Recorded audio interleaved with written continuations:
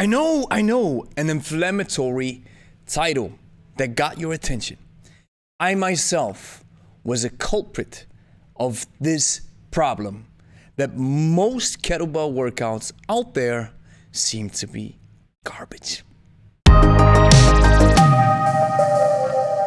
Grüezi miteinander, Gregory von Lebensstark here. We're all about kettlebells. So, if you are into kettlebells, you have to like the video and consider subscribing. So like I mentioned, I myself was a culprit. I treated the kettlebell like a dumbbell or like a barbell. While I never went completely overboard, as far as I can remember, I participated in that functional stuff. And functional is a word that seems to have been so bastardized that I now use the word practical. So then I changed after Steve Cotter certified us. I realized, okay, I completely mistreated the kettlebell and I didn't understand its function and I didn't understand where it comes from. And thankfully, my perspective, my teaching, my coaching, and my training as well has evolved. I want to put this video into two big frames. The first frame is the problem, why I believe so many workouts are a problem and are garbage. And the second part of the video is the solution. Now, of course, there are a vast array of great coaches and great kettlebell workouts. One of the examples that comes to mind that you see regular on YouTube, for example, it's Precision Kettlebells and Pavel Krotov, for example. So of course, these coaches exist and these workouts exist. However, the most popular ones on YouTube and those that sold on fitness DVDs, they lack substance. And it doesn't matter how much credibility I can ascribe to the guys that I've just mentioned or these powerful folks that I've had on the podcast, it doesn't change the fact that most of the workouts that are incredibly popular with millions of views are influencers, fitness models, and people who, don't really understand what the kettlebell is all about. The most popular kettlebell workouts are the ones that people flock to. They watch them and they think, okay, this is a professional in front of me, looks good, looks trained, and while they do have some form of credibility and some form of substance in some cases, still, they don't understand the function of the kettlebell properly if a professional looks at it and gives feedback. So many of you who are watching discovered the substance of the kettlebell because you've entered the realm of its true function and the benefits that follow, therefore, because you treat the kettlebell like it was designed to be used as a training tool. In stark contrast to these other workouts where people just use the kettlebell as an alternative to dumbbells or barbells, or just for another high intensity workout that is fashionable. So one of the biggest reasons why most of these workouts are garbage to a certain extent is because, first of all, they walk around with false claims. So that means maybe they tell you that this workout will burn massive amounts of calories. That's the reason why you do it, because you go on Google and you type in exercises or kettlebell exercises to lose belly fat. And here they go, they fill in the void and they say, this is the exercise that will put you back into your skinny jeans. So that's misleading consumers and customers. And the second problem that I see why most of these kettlebell workouts are garbage is because they only use light weights. And as we all know, and as I've said so many times on this channel, you can exhibit bad form all day, every day with light weights without any consequences in 99% of cases. Or in the words of legendary powerlifter Ed Cohn, anybody can lift light weights with bad form. Another aspect that I see with these popular kettlebell workouts that don't serve no benefits are summed up in one statement that I've read in one of Yuri Verkhoshansky's book. He says, people engage in new fashion training of no substance beside fashion. It looks cool, it looks flashy, it looks like a choreography. They maybe come up with some very special exercises that look sensational, yet they lack foundational elements that are needed to provide any benefits at all. As we go down this list, one of the points that keeps popping up is missing out on the proper function of the kettlebell. All in the name of cutting-edge training systems, people develop new training ideas or new training methods or new exercises, while at the same time ignoring that while you can use the kettlebell for grinding lifts that the dumbbell and the barbell provide as well, the key element is the ballistics. This is the most distinguishing factor of the kettlebell. And while you can use it for grinds, like a press, squat, deadlift, that you can also do with a dumbbell or a barbell, this most distinguishing factor is what serves you unique benefits. For example, the swing is the so-called shock method. And the shock method, with this stretch reflex that happens with a sharp lengthening and then contraction element, serves benefits that are incredibly powerful, especially when it comes to neuromuscular abilities. The last point is the burn mentality. So many workouts engage in this type of training where you feel like you have to destroy yourself in order to advance. And if you haven't, or if you didn't almost kill yourself, the workout wasn't worth it. While some training and workouts treat rest periods like the necessary evil that I have to do at one point in the workout because otherwise I'm not able to continue. And that even is a bad thing. And if you are resting too much, you are wasting too much. I believe that a training should give you more than what it takes out of you. So let's talk about the solution. What do you want to look out for in a coach? Now, number one is you want to check his or her credentials and who do they affiliate themselves with. I believe this is important. You want to see what methodology and what teaching they have learned and they engage in, and if they got any teaching at all. Because when you see where somebody comes from, you can judge where they are going. Number two is, do they practice what they preach? I call it the death of 1,000 cuts philosophy. This means a boxer, for example, a professional or an amateur boxer, sees after a second, after they start sparring with you, they see immediately if you have gotten some training, if you put in the reps, if you have put in the reps, or if you didn't. The same is true for kettlebells. I see immediately in a split second if somebody is used to the instrument or if somebody just picks it up for show. Number three, do they coach real people in the real world?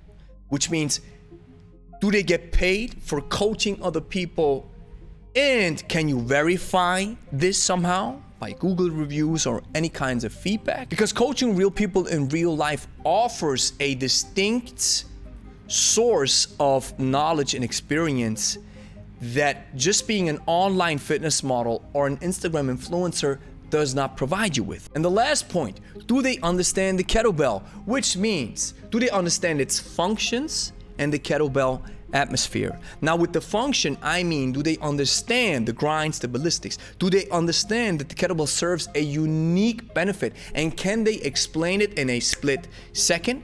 And with the kettlebell atmosphere, I mean, do they understand that there's specific styles? Do they understand what the landscape, the kettlebell landscape looks like? Do they understand where it comes from? Do they understand institutions and the authorities in that regard? And are they embracing some kind of teaching from these institutions? This goes back to the first point, because if you work with somebody who doesn't understand ballistics and grinds and how you can work actually with the kettlebell, it's not only the what, it's also the how, then you're probably missing out on what the kettlebell can really provide you with. Now, the final part of this video is questions that you want to ask yourself when you are choosing a kettlebell workout.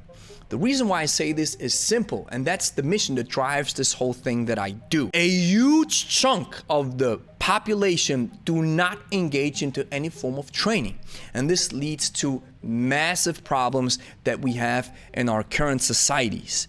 So if people make time to engage in training, we as coaches have to make sure that they get the most bang for their buck. buck. Number one question, is the difficulty level obvious? For example, in our live workouts, I always mention at the end of the workout that this has been an advanced type of training. So if you're looking for a beginner workout, I always mention at the end that, for example, we have 90 days of kettlebells, or we have designated workouts on the channel which are made for beginners. Question number two, are they using the basics? Now, there is a field in sports science and in coaching elite athletes, which are highly skilled, and this field is called SPP, specific physical preparation or specific strength training exercises. Now, the sport-specific strength training is a world of its own, and it requires an elite coach with elite knowledge and a lot of experimentation. You have, for example, a sequential cycle, you have a complex cycle, you have not only dynamic strength endurance, you also have static strength endurance, you have starting strength, you have explosive strength, you have explosive reactive ballistic strength. It's a very interesting field, yet for I would say 95% of people who start training or who use kettlebells for general fitness, they don't need this stuff. Number three, is the workout method simple? Again, I want to allude to the fact that there is a field in sports science that I just talked about. There may be a foundation where a very complex training cycle is necessary for an elite athlete. In 99% of cases, most people need a basic element and a basic, easy to understand training. Why am I saying this? When you come home from a hard day's work and you have a very complex training cycle, 99% chance that you won't engage with your workout. Yet, when you come home and you only have two exercises, for example, a swing and a get up, then chances are, or they are elevated, that you will do the workout even after a hard day's work. Number four, is the target audience clear? Elite athletes, they train differently, boxers maybe train differently, and beginners train differently. Now, of course, we all profit from the same set of basics and from the same set of ideology and methodology when it comes to kettlebell training. Yet, when you, for example, check out Phil Daru, he is training boxers. So it may be that he's using some complex SPP exercises that most people who don't want to be boxers, who are not fighters, will never need. Question number six, do they keep perfect form when they show exercises, or do they want to show off? That's another thing that you can talk about. Or do they keep great or good form when they do a follow along workout? Now, perfect form is the perfect line and the perfect execution that we should all strive towards to. Good form is missing this mark by a slight manner, but not extreme. Question number seven, are they using solid weights? This refers back to the questions whether ballistics are involved or not. And this is something that you always want to check out when you are following a follow along workout, where the coach is not just showing you the exercise and then you do it, but you are training with the coach. Question number eight, are they using solid kettlebells? Because I can immediately spot if somebody is well versed with the kettlebell when they are using a proper one, a cast iron or a competition. The plastics or the rectangular ones that we can't even call kettlebells, they're complete garbage. Question number nine, do they include weight recommendations for beginners and advanced people? And if they do, are they solid? Because this is another staple where you will understand if the coach has been working with people in real life. Because after you have gained some experience as a coach, you understand that there is a statistic where you can say, okay, most people can start with this, for example, most women with an 8 kg, and most men, for example, with a 12 kg can start in that regard, because you understand and you have gained a huge level of experience and knowledge. Question number 10, is a warm-up and a cool-down included? Now, if it's not included in a form of a warm-up where you are following along, it should be at least noted in the description or in the workout that you have to engage in a proper warm-up routine prior to kettlebell training. Now, from a YouTuber's perspective, warm-up and cool-down hurts retention. It's just a plain fact. So this means your analytics will suffer if you include a warm-up. Now here's the question. Do I leave it away and at least tell people to do it? Or do I use it in a follow-along format? I think both options are valuable, and I think it may be a problem if we leave it away completely and we're not mentioning anything that a proper warm-up and a proper cool-down routine can be beneficial. And the last question that you have to ask yourself is, does the coach practice honest marketing in their selling process? I think it is the right of the coach who just served you a workout to sell you something at the end. And I think there is a red line that we as coaches should not cross just in order to sell you something, yet at the same time, there are proven and tried online marketing strategies that coaches need to engage in.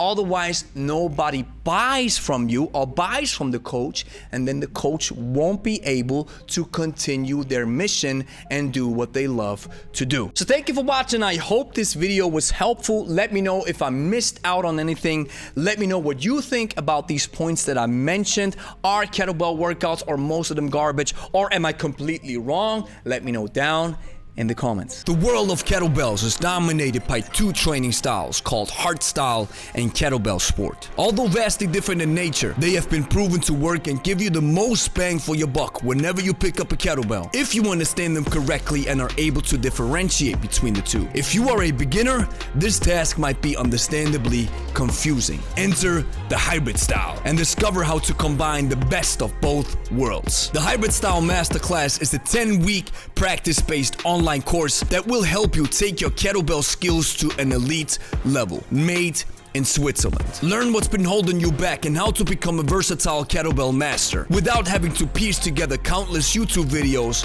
or rely on a gym membership. The price of the hybrid style masterclass is $397 per month for 3 months. Save 20% with a one-time payment of $997. We'll open registration only to a small number of new students every 3 months. Join the waiting list now to get access 24 hours before the general public. Link is in the description.